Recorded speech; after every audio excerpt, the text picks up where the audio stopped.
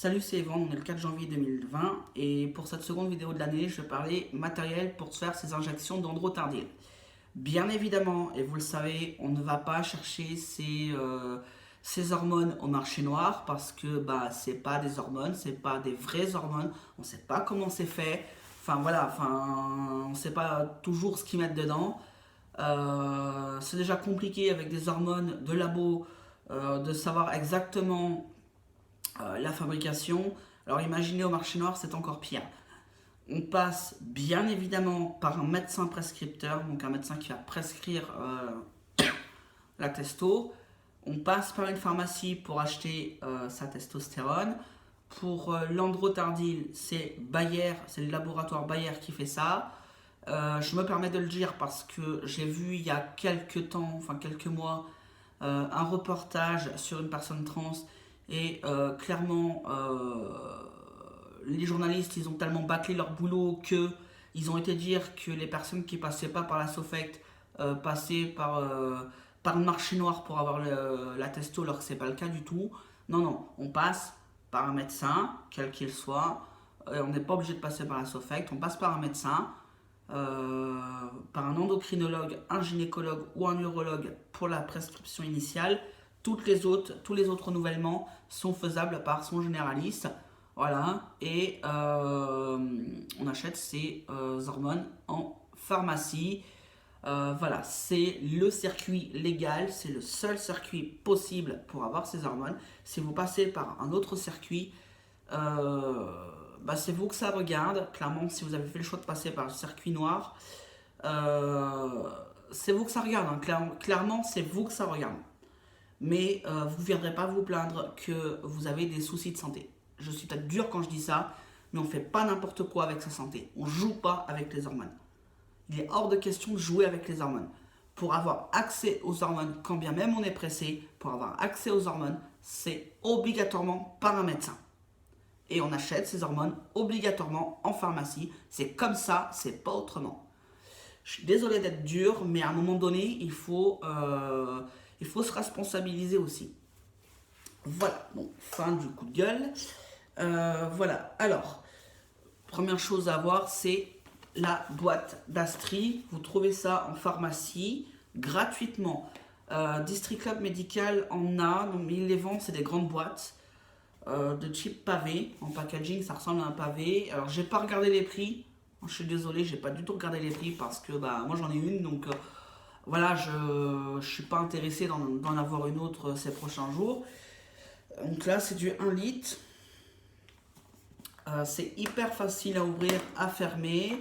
Donc voilà, dedans, on y met les seringues avec le capuchon. On reclipse le capuchon dessus et on les met dedans. Après, on ferme. Ça, c'est fait.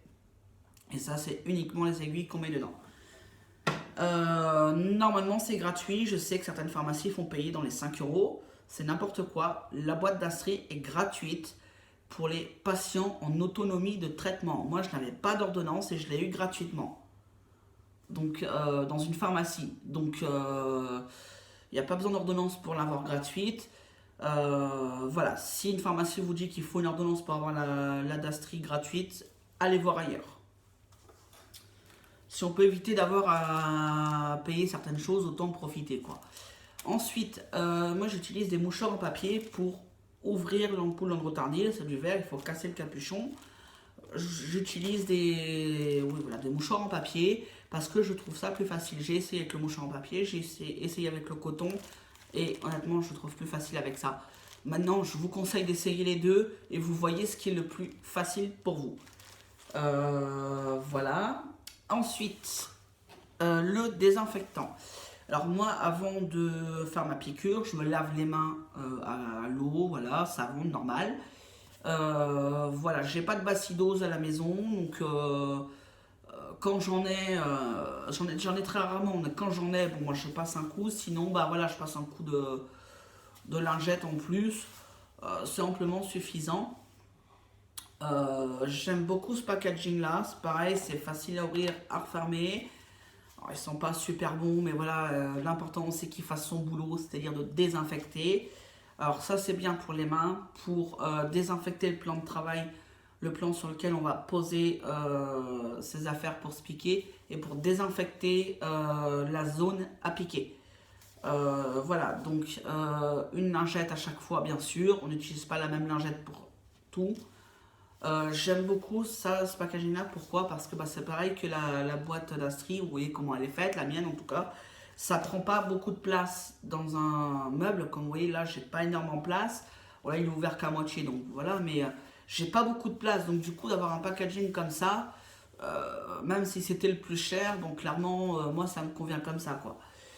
J'ai payé 5,10 € la boîte et il y a 100 feuilles dedans. Donc voilà. Ensuite, les seringues en 2 ml. Pour l'Androtardil, qui est une ampoule d'1 ml, c'est amplement suffisant. Pour le Nebido, c'est du 5 ml. C'est des seringues de 5 ml qu'il faut. Je vous conseille d'aller voir Thomas, d'aller poser la question à Thomas pour les aiguilles. Parce que lui, je sais qu'il est sous Nebido et pourra mieux vous conseiller à ce niveau-là. Je crois qu'il a fait une vidéo à ce sujet-là au niveau de son traitement. Mais au niveau des aiguilles, il pourra vous conseiller au mieux. Voilà, les seringues, en tout cas, du 2 ml pour du Nebido, ça passera pas. Parce que le Nebido, c'est 4 ml de produit dans l'ampoule. Voilà. Là, voilà, ampoule de 2 ml pour l'Androtardil. Je ne sais pas si vous les voyez bien. Si vous les voyez bien, le piston est en haut. Voilà. Alors, il y a 100 seringues dedans. Et c'est valable jusqu'au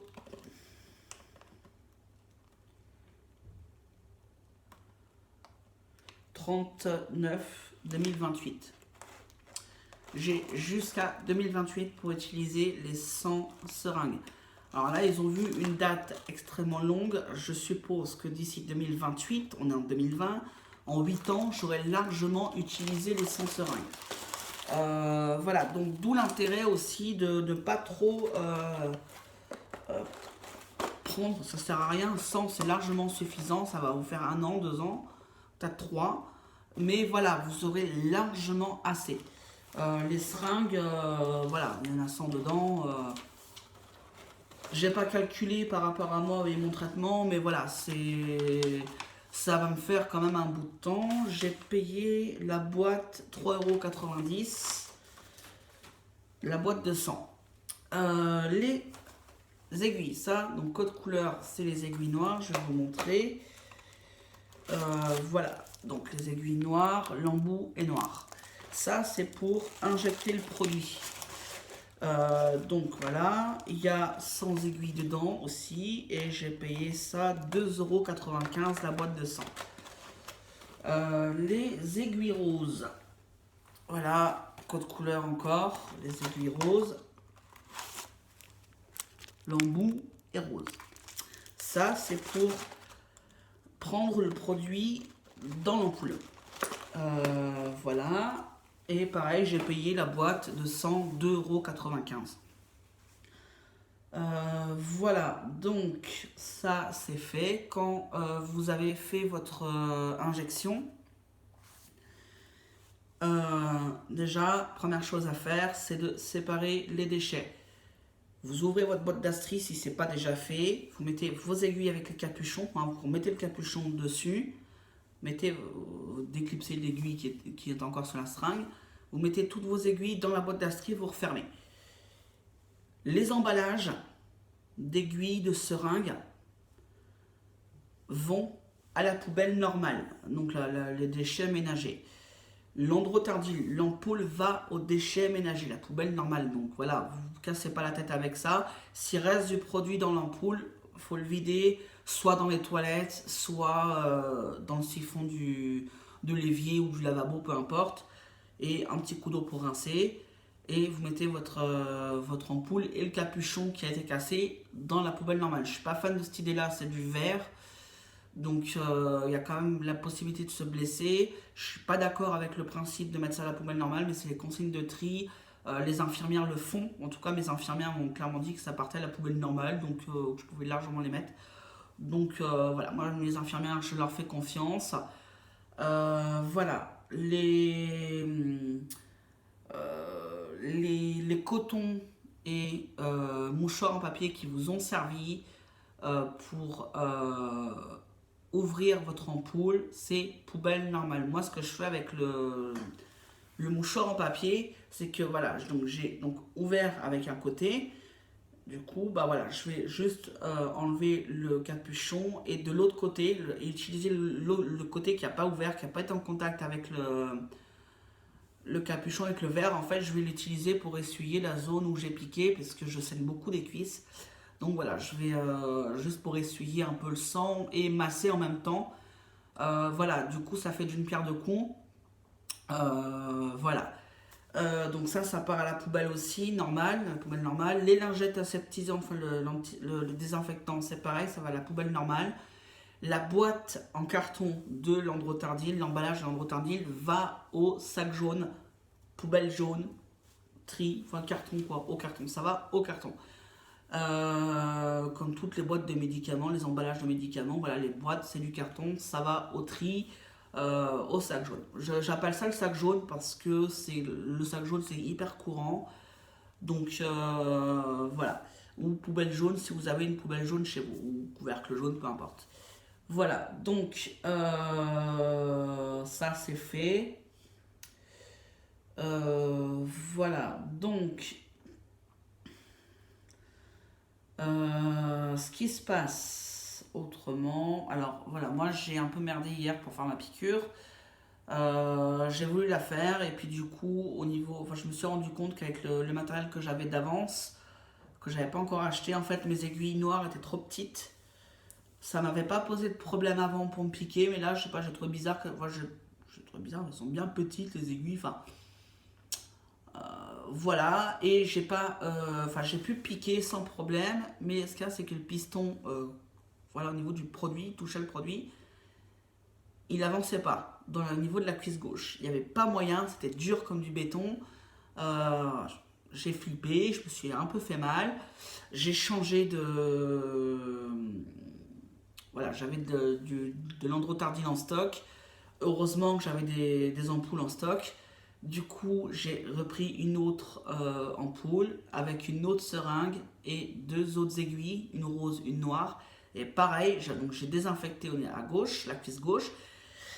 J'ai repiqué et ça a fait le même truc. Et là, donc là, je me suis dit, ça fait quand même deux fois, c'est bizarre. Donc, je vais aller voir mes infirmières. Si jamais elles peuvent pas, bah, je piquerai à droite. Et effectivement, donc je suis allé voir mes infirmières. Elles pouvaient pas parce que bah, j'avais pas de prescription. Et de là, ce qui s'est passé, donc j'étais à District Club Médical, j'ai acheté du matos, j'ai racheté des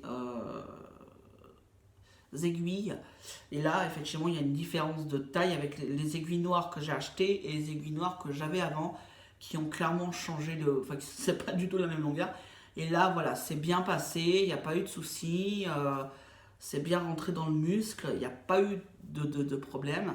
Et le produit s'est intégré dans le muscle, il s'est injecté dans le muscle sans problème. Du coup, bah, en fait, c'était ça. Du coup, ce que je vais faire, c'est que là, vu que ce mois-ci, janvier 2020, j'ai deux injections, la prochaine injection, j'espère que ça va passer à droite, que ça ira, que bah voilà, ça va pas merder. Je croise les doigts, donc je vais tester. Et puis après, à partir de février, donc je repasserai à gauche, puis après mars à droite, ainsi de suite. À chaque fois, je piquerai, je changerai d'endroit. Là, pourquoi en janvier, fin janvier, je vais continuer à droite pour laisser mon muscle se reposer au maximum, mon muscle de gauche, pour qu'il puisse souffler au maximum. Là, il n'aura pas été piqué en janvier, fin janvier, du coup, normalement en février, ça devrait le faire. En tout cas, j'espère. Sinon, bah, je ne sais pas comment je vais faire. Je pense que j'irai chez ma mère faire ça, puisque elle a un grand miroir dans sa salle d'eau et que du coup, bah, je pourrais piquer dans la fesse en voyant ce que je fais. Voilà, donc ça c'est fait. Voilà, donc je sais pas ce que je peux vous dire de plus sur cette vidéo là. Voilà, donc si vous avez des questions, si vous avez des conseils en plus à donner, par exemple pour d'autres personnes qui viendraient à se piquer, qui devraient être en autonomie de traitement aussi, si vous avez cette possibilité-là, enfin, si vous avez des conseils ou même des questions, enfin voilà, n'hésitez pas en commentaire sous cette vidéo. Et voilà, ça permettra à tout le monde de pouvoir échanger, d'avoir le maximum d'infos. Allez, ciao, portez-vous bien.